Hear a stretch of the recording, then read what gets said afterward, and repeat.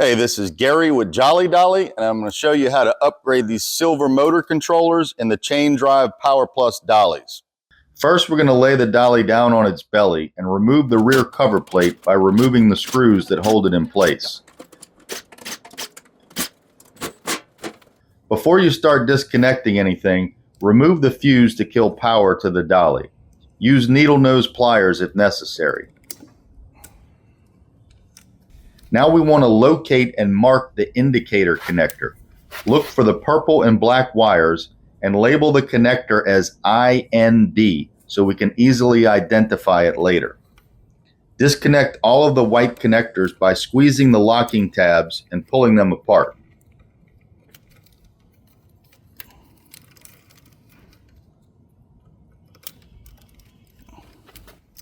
Locate and disconnect the power wires. They are the large red and black wires with the yellow connectors.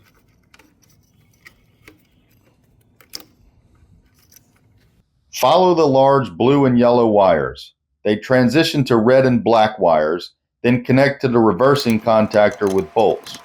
Remove the bolts and remove the wires using a 9/16 or 10 millimeter wrench.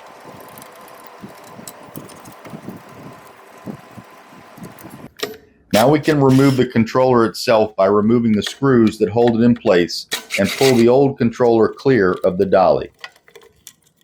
Now we're going to put our new controller into place. First, we want to make sure there's nothing in the way. Our wires are pushed out of the way. This is called the power contactor, and that's going to go towards the top of the dolly. So we slide that in first, and we push this back. We need to make sure it goes far enough back so that this tab clears right here, and that this tab clears right here so that it won't interfere with the cover plate when we put that back on. Once we're sure it's far enough back, we can kind of adjust it to straighten it out, make sure it's not touching anything, and now we're ready to mount it. We're going to take a drill. There's a couple different mounting options. There's different holes and little slots just in case your dolly is a little bit different. We're going to drill right through this hole.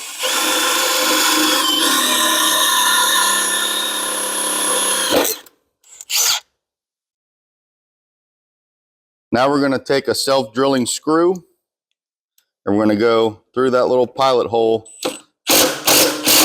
and be careful not to over tighten or that screw will break. Now when we drill the second hole, it's very important to pull these wires out of the way. You don't want the drill bit or the drill extension rubbing up against the wires and rub them raw.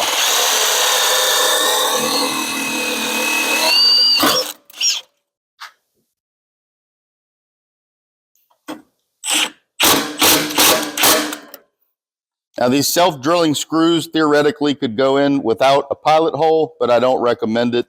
There's a much better chance that they will break. All right, so now we've got this mounted. Now it's time to hook up our wires. We'll start with the red and black wires with the ring terminals on the ends. The red wire goes to the terminal closest to the bottom of the dolly. We're going to hand tighten the bolt and then move on to the black wire. It goes on the terminal closest to the top of the dolly. Once we get them hand tight, we're going to tighten with a wrench, making sure that the wires don't touch any of the other terminals on the contactor and that they're out of the way so the rear cover will fit in place. Now we're going to locate our power wires and check the connectors on the dolly to make sure there's no corrosion. If these are corroded, melted, or if your dolly doesn't have connectors, contact us for replacement battery wires. You're going to slide the connectors in and make sure they're all the way seated. Make sure the tab goes into the socket, not alongside it, and that you have a good solid connection. Last but not least are these white connectors. We can start with the throttle. That's the only one that has 3 pins. We have to line these up, push them into place, make sure they're all the way seated and locked. Now, this is critical. You have to locate the indicator and connect it to the correct wire. This other one is the same connector and the same color wire. So if you get these confused, it's not going to work and you might mess something up. After everything's connected, we can kind of tuck these wires out of the way. You may want to put some zip ties just to hold everything together. Now we're going to swap out the fuse block. We're going to put a larger fuse in here. These motor controllers will allow greater amp draw from the motor. Therefore, we need a bigger fuse.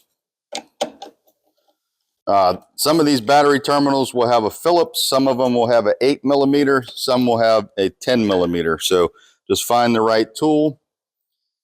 Make sure your fuse is not in the new fuse block as you're putting it in, just in case you accidentally short out these batteries. Make sure you're reusing any of the lock washers that came on the battery terminals.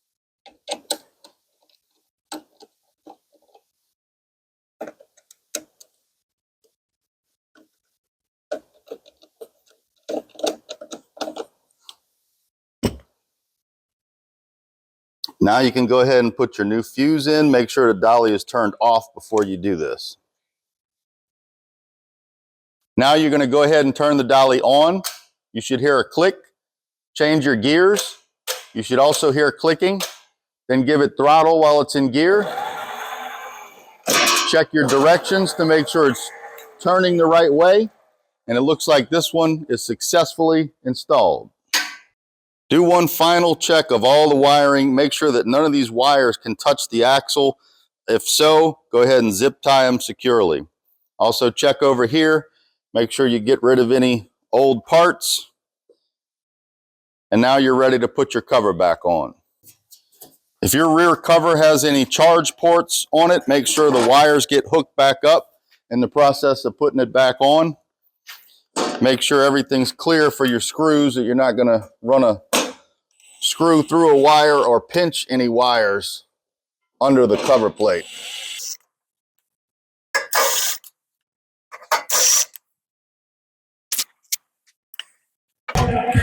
Always do a thorough test drive after carrying out any type of repair, just to be sure everything's good to go. Better to find out now that something's not right than when you're out in the field. As always, any questions, you can message us on our Facebook page or send us an email. Thanks, and have a jolly day.